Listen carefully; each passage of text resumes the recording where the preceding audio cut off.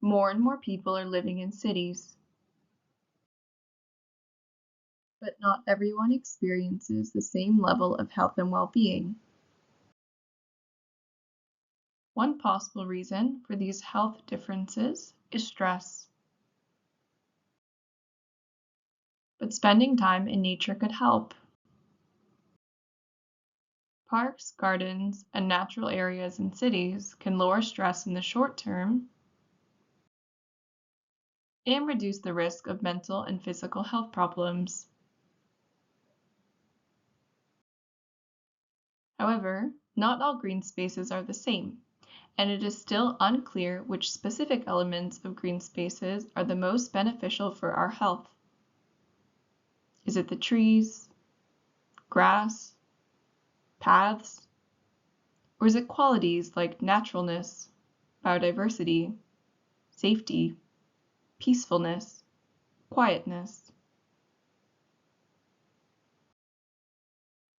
Personal factors may also affect the benefits people receive, such as education, income level, gender, level of nature connectedness, and age.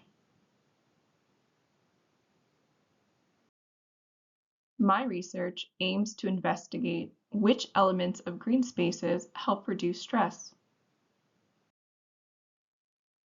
and whether this differs based on personal background and circumstances.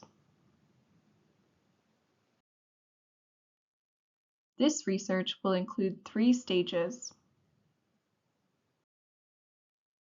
First, a questionnaire will explore which elements of green spaces people perceive as stress-reducing.